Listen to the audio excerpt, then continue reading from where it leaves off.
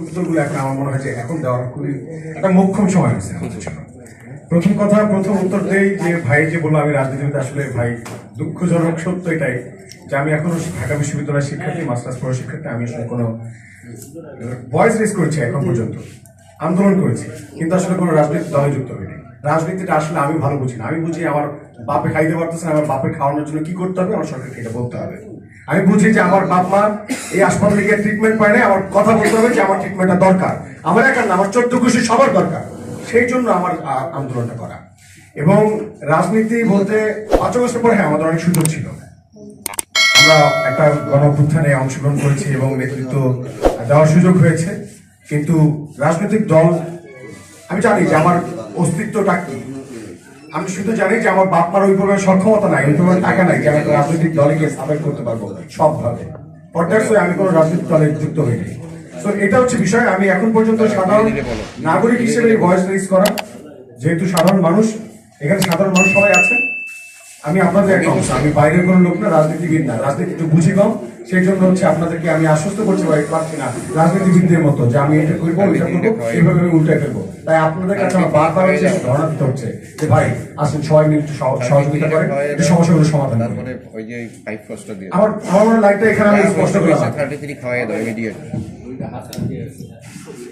আচ্ছা আচ্ছা, আমাদের অভিযোগগুলো এক এক করে বলি যে অতিষ্ঠ হয়ে যাওয়ার বিষয়টা, নাসিম ভাই যেটা বলেছেন যে অতিষ্ঠ হয়ে যাওয়ার বিষয়টা, দুর্ভোগ হওয়ার যে ঘটনাটা, আমরা কিন্তু শুরু করেছিলাম আন্দোলন টাউন হলের সামনে।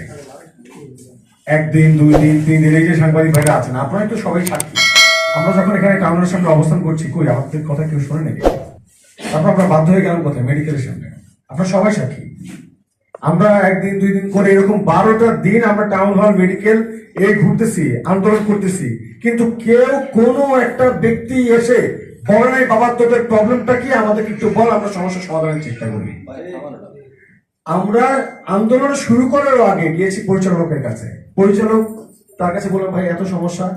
আমি আমার ভাইটাকে প্রথমে হাসপাতালে নিয়ে আসছিলাম এই আন্দোলনের 1 সপ্তাহ আগে। হাসপাতালে নিয়ে আসার পর সে অ্যাজমার সমস্যা তার ভাইটার, যেই ওয়ার্ডে, শিশু ওয়ার্ডে ভাইটাকে নিয়ে গেছি, সেই ওয়ার্ডে এমন ভয়ঙ্কর অবস্থা, আমার ভাইটা পরিপূর্ণ ট্রিটমেন্ট না দিয়ে আমার বাসায় ফিরে না যেতে হয়েছে একটা কারণে। তারপর হচ্ছে ওদের সাথে ভুক্তভোগীদেরকে কল করা, এই ভুক্তভোগীরা এসে আন্দোলন শুরু করছে আমাদের সাথে। এখানে কোনো দলের লোক নাই, আমাদের কোনো বলের লোক নাই, কোনো স্পেসিফিক সংগঠন নাই, যারা আছে প্রত্যেকটা মানুষ এখানে ভুক্তভোগী। তারা ওই সিদ্ধান্ত নিয়ে আসছে যে মনে মনে বাঁচলে আসবো, কিন্তু এই সমস্যার সমাধান করেই ছাড়বো। এবং এই 12 দিন পর আমরা হচ্ছে আর মানে সহ্য করতে না পারে আমরা গেলাম নতুলাবাদ, সেখানে আমরা ব্লকেট কর্মসূচি শুরু করলাম। প্রথমে কিন্তু ব্লকেট না, অবস্থান কর্মসূচি ছিল। আমরা ওখানে দাঁড়িয়ে আমরা সবাই স্লোগান দিচ্ছিলাম, গান গাইছিলাম, আওয়াজ তুলছিলাম, সাংবাদিকদের বক্তব্য দিচ্ছিলাম। কিন্তু পরবর্তীতে দেখি যে তারপরে শুনছেন আমরা ব্লকেট কর্মসূচি করলাম, আচ্ছা সব অফ, যে কোনোভাবে যেহেতু হচ্ছে না তাহলে একটা অফ করে দেখি, বা বাংলাদেশের সব জায়গায় একটা আওয়াজটা পৌঁছায়। এখন বাংলাদেশে এটা সত্য কথা, এই ব্লক করার কারণে সারা বাংলাদেশের প্রত্যেকটা জায়গায় জায়গায় মানুষ জানতে পারছে বরিশাল মহাসড়ক অবরোধ হয়েছে। কারণ কি?